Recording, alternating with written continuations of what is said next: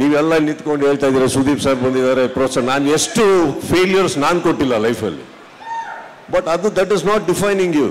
Okay AP ಮಾರ್ಟಿನಿಗೆ ಒಳ್ಳೇದಾಗ್ಲಿ, ಆರಾಮಾಗಿರಿ. ಕನ್ನಡ ಇಂಡಸ್ಟ್ರಿ ಬಹಳ ದೊಡ್ಡದು ಮೇಡಮ್. ಕನ್ನಡ ಚಿತ್ರರಂಗ ದೊಡ್ಡದು, ಕರ್ನಾಟಕ ದೊಡ್ಡದು. ಇಲ್ಲಿ ಇವತ್ತು ಇಲ್ಲಿ ಸೇರಿದ್ದೀರಾ, ಇದ್ರ ಹೆಸರೇನು? Mall of Asia. ಕರೆಕ್ಟ್. ಇಲ್ಲಿ ಬಂದಿರೋರೆಲ್ಲ ಏನು ಏಷ್ಯಾ, ಇಲ್ಲಿ ಬೇರೆ ದೇಶದಿಂದ ಬಂದಿದ್ದಾರೆ.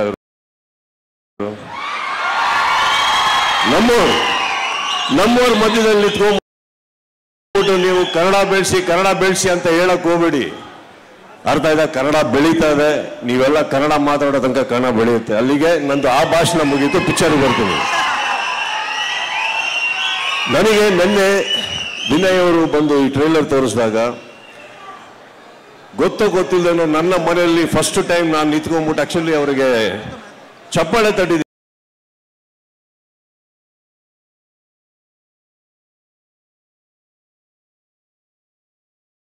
ನಾವು ಟ್ರೈಲರ್ ಲಾಂಚ್ ಮಾಡಬೇಕಾದ್ರೆ ನಾನೊಬ್ಬ ಸುದೀಪ್ ಅನ್ನೋದಕ್ಕಿಂತ ಹೆಚ್ಚಾಗಿ ನಾನೊಬ್ಬ ಪ್ರೇಕ್ಷಕನಾಗಿ ಆ ಟ್ರೈಲರ್ ನನಗಿಷ್ಟ ಆಗ್ಬಿಡ್ತು ಅಂದ್ರೆ ಅದಕ್ಕಿಂತ ಖುಷಿ ಬೇರೆ ಯಾವುದು ಸಾಧ್ಯನೇ ಇಲ್ಲ. ನಾನು ಒಬ್ಬ ಆಡಿಯನ್ಸ್ ಅಲ್ವಾ, ನನಗೂ ಒಂದು ಸಿನಿಮಾ ನೋಡ್ಬೇಕು ಅಂತ ಆಸೆ ಇರುತ್ತೆ. ನನಗೂ ಒಳ್ಳೆ ಸಿನಿಮಾ ನೋಡ್ಬೇಕು, ಯಾಕಂದ್ರೆ ನಾವು ಮಾಡಿರೋ ಸಿನಿಮಾಗಳನ್ನ ನಾವು ಎಂಜಾಯ್ ಮಾಡೋಕ್ಕಾಗಲ್ಲ. But today I am very proud. First of all ನಾನು ವಿನಯ್ ಅವರಿಗೆ ನೆನ್ನೆ ಒಂದು ಮಾತು ಹೇಳಿದೆ, ಫೈನಲ್ ಆಗಿ you have become a man ಅಂತ. ಒಬ್ಬ ಚಾಕ್ಲೇಟ್ ಹುಡುಗ, ಪ್ರೀತಿ, ಲವ್ ಸ್ಟೋರಿ, ಇಲ್ಲಿಂದ ಒಬ್ಬ ಯಾವಾಗ ಒಂದು ಅಡಲ್ಟ್ ಒಬ್ಬ ಗಂಡಸಾಗಿ ಒಂದು ಪರದೆ ಮೇಲೆ ಕಾಣಿಸ್ಕೊಂತಾನೋ ಅಲ್ಲಿಗೆ ಅವನ ಹೀರೋ ಆಗಿ ಒಂದು ಜನ್ಮ ಸ್ಟಾರ್ಟ್ ಆಗುತ್ತೆ. ಆ ಜರ್ನಿ ಈ ಸಿನಿಮಾದಿಂದ ವಿನಯ್ ಅವ್ರಿಗೆ ಆಗುತ್ತೆ ಅನ್ನೋ ಖಂಡಿತವಾಗ್ಲೂ ನಂಬಿಕೆ ಇದೆ ನನಗೆ.